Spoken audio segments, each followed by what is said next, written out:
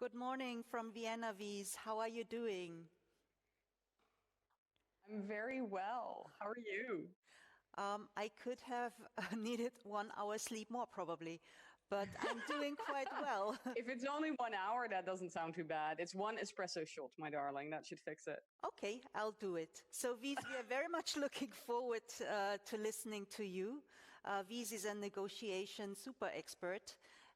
When we opened her breakout sessions, our servers collapsed. So this will be a more of a shout out, I think. And so as I know you. And I was going to say, I thrive in chaos. So tell me, how can I support you? What can we do to make this work? just give us a short speech and empower us, and everything else will be well working.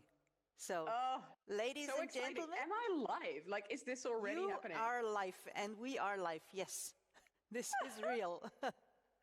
Amazing, amazing. I was like getting ready, getting myself ready, right? I haven't had enough espresso, I can tell you that, to really work here. But you know what? Even without an espresso, let's rumble. I have a fancy microphone here that should make things work better than it normally does. So I'm excited about that and trying that out. I'm super excited to be talking to all of you.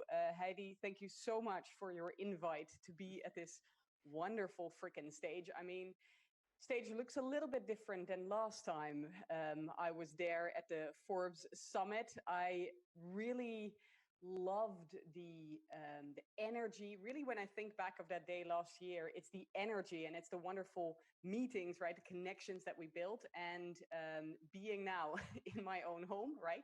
Super comfortable. Coffee is extremely good, but obviously very different environment. So it will be for me a little bit different than normally, but I'm excited regardless to be here and amongst these amazing speakers. So yeah, thank you for that. So what I will be speaking with you about today, later in my workshop, right, on negotiation. But then today you've asked me to also speak about getting what you want. And oh my goodness, I mean, favorite subject in the history of time, and really freaking necessary right now, I think, to focus on this in this pandemic, as we are in the middle of a completely, different world, different life than we were, even last year, right? When we had the event in Zurich. Um, Corona, I think it's safe to say, and I am probably repeating everyone and everything around you, but I do want to highlight this because it's important in the context of what I'm talking about in terms of getting what you want, right? This pandemic has wreaked havoc on all of our lives, right? In very real, very meaningful ways. Our lives are completely turned upside down by this thing that is, going around the world, right? And what we know from the research is that women have been hit especially hard in this pandemic, right? In this new reality in which all of us are working from home, in which our kids are at home often, not in school, right? We know that women have been hit harder than men. And that is because, it was predictable, because even before this pandemic, women were doing 2/3 of the work at home versus 1/3 of the men. Um, they were only doing 1/3 of the work, right? Plus, we had that emotional labor that we were always responsible for. And that, was always exhausting. Let's be real. But with this pandemic, what we've seen and what the research has borne out is that women take on, logically speaking, almost more of that work at home, more of the childcare, including, teaching our children stuff that we haven't, touched in years. I'm probably not the only one who's really scratching their heads about all the math that I suddenly have to, do with my daughters. And so in that environment, right, in which women have to step up even more, it may seem like a really bad time to get what you want. Like you can hardly keep up, let alone get stuff that you really need, right? And that's what I want to be talking with you about today, because in all this hardship, right? In all of this difficulty, it is very easy to get negative. It's very easy to get depressed. I think I can summarize it by simply saying 2020, man, has been hard, incredibly hard. And it's also a teacher. 2020 is also a teacher for all of us. And the way that I see that is that we collectively, as women, as people, right, but as women especially, we get a chance precisely because everything is different to reassess what is working for us and what matters to us, right? What do we like? What do we not like? What is working for us? What isn't working for us, right? Before the pandemic, we were just going through the motions, right? We were just trudging through life. We were just doing what was expected of us. But because of this upheaval, I feel like we've been given a chance to sit back and go, okay, now that everything is different, right? What do I like? What do I want to keep from my old life? What do I want to take into the new world, right? And also, what am I learning from this time right now about what is working for me and what isn't working for me, right? So that is really what I want you to think about in on our journey to get what we want, right? We first need to be really, really clear on what it is that we want. So this is my invitation to you as my first piece of advice is sit back for a moment, take time. I know there's little time, but I want you to take time out of your day. I recommend a glass of wine. I recommend lighting a fire. I recommend feet in the windowsill, right? That kind of sitting back and thinking, what's working for me? What isn't working for me? What matters to me? What's important to me, right? And what do I want to do with this one short life that I've been given? And I want you to assess that so that you can start asking for the right thing, right? Coming out of this pandemic, that you will be on a journey, on the road to where you want to get to. And the reason why that's really possible is because the same thing that's happening to us, right? That we are assessing, okay, what's working, what isn't. The same thing is happening in businesses around the world. I've written about this for Forbes as well, but it bears repeating here because maybe you're thinking, well, this is all wonderful, Wies. I should think about what my ideal life looks like, but my boss is not going to agree, right? At work, they don't quite think I'm ready for that promotion, or they don't want me to actually step up and do these things, or they don't want to pay me extra, right? Totally get it if that's what you're thinking. Here's a reframe, potential reframe I'd like you to consider, which is the following. Just as you're reassessing, businesses are as well, as I mentioned before. Things that are stagnant stay stagnant. We talked about it before, right? Trudging along, through your life, right? You're not sitting back and thinking about what things are like. And that's the same in businesses. It can be really difficult for businesses to change things the way that they are. So maybe in the past, when you wanted something, people are like, no, not interested. Things are going well, right? But with this pandemic, every single business, every single team had to think, what is working, what isn't, right? And so I liken this often to an earthquake, right? The pandemic is kind of an earthquake, really upsetting things more than they have ever before. And so in that earthquake, right, businesses are like tectonic plates. Tectonic plates that start shifting, right? They start shifting just a little bit because of the earthquake, and they never quite settle in the exact same place as they had before the earthquake, right? They settle somewhere else. They settle in a slightly different way. Companies are thinking, what procedures are we, using? Are they still working for us? What services or products are we putting out? Are they still what people need, et cetera, et cetera? And so the answers to those questions are likely going to be that changes are going to need to be made. And that's not something scary. That's something that's exciting.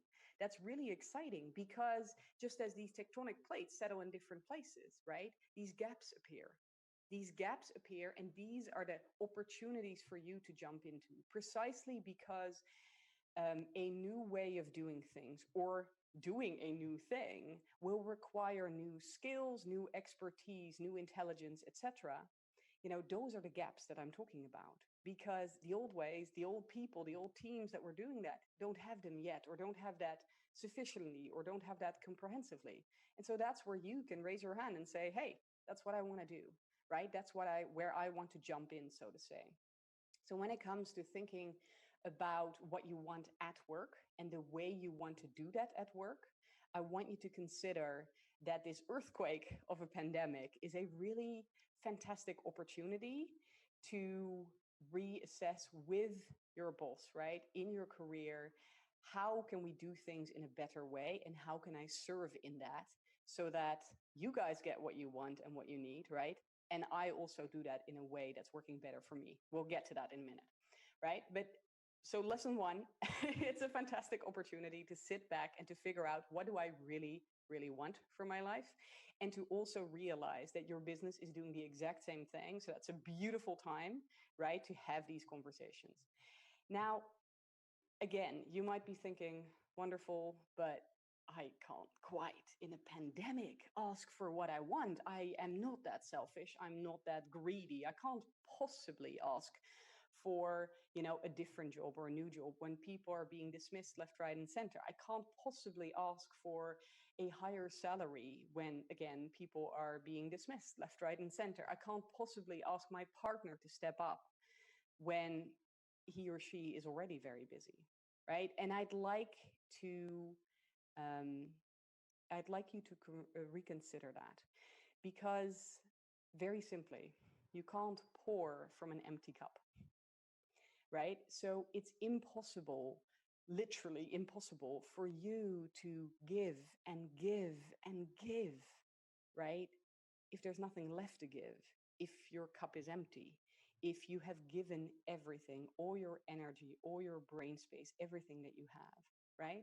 And so what I'd love for you to do is, when you have this sense, this feeling of, I can't ask of others anything, right? I need to be the martyr. I need to give them everything that I have. I'm the grown up here. I need to be that person, right? I'd love for you to reconsider that and to realize that it is not selfish or greedy to ask for what you want. It is necessary.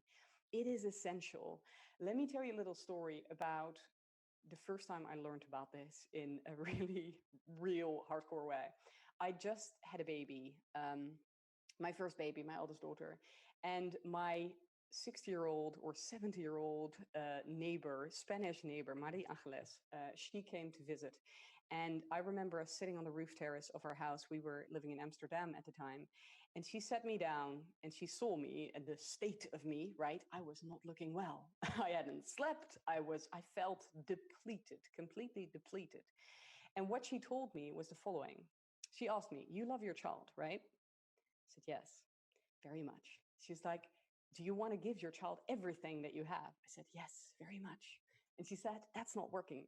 I was like, "No, good point." And then she explained to me the following. She said, "Our children, we love them so very much that we focus all of our energy on them. But in doing that, we forget about our spouses, we forget about our partners, and we forget about ourselves. And that way we get depleted. There's nothing left to give to our spouses and to our kids. And ultimately what our children need is happy parents. And they tend to be, aside from toxic situations, right? It tends to be when the parents are together. What do you need for parents being together? You need two spouses that feel well, right? If you feel really resentful, really unhappy, really tired, all of these things, because you feel like you're giving everything and you get unhappy, right? You can't give much to your partner. And so the relationship then isn't great. And that, obviously also has an effect on you. So kids are not happy, partner's not happy, you are not happy. So she told me, focus on you. Focus on yourself. Know in your heart of hearts, your children will never do without, because you're born to give. This is biologically wired into us that we will take care of our offspring, right? So she said, take care of yourself. Start with yourself first, so that you can be a great partner for your partner. You're not resentful, you're not unhappy. And because the two of you are happy, you can give to your kids. And if there's no partner in the picture, the same rule still kind of applies. You have to give to yourself first. You have to fill your cup before you can give to others. And so I'd love for you to remember that whenever there's a little voice in the back of your head that tells you, don't be so greedy, asking for time off to do yoga. Don't be so greedy, asking to have your colleague, take over part of a project that you're doing. Don't be so greedy, asking for a raise when that is what you need to feel recognized so that you can do your best work, right? And this whole martyrship thing that isn't working, right? I need you to realize that it isn't just a change in your thinking. You also cannot expect people to know what you need. It takes one to know one. I have been there, so that's why I'm telling you. Please spell it out for the people around you, for your boss, for your coworker, for your kids, for your partner. Spell out what it is that you want, what it is that you need, what is important to you. Spell it out and what you need them to do. Okay, don't expect them to understand. Have the damn conversation, basically. Okay, don't worry that you will come across as greedy and selfish. Simply explain that that is what you need in order to serve them, in order to give to them. You can't fill from an empty cup. You can't pour from an empty cup. Okay?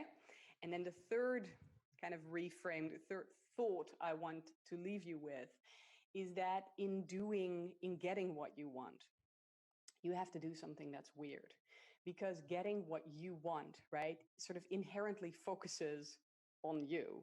It's what I want. I want to get this. And so we have a tendency as human beings to really think and speak from ourselves, right, towards the other person. And I'm going to ask you to do the counterintuitive thing, which is start with the other person.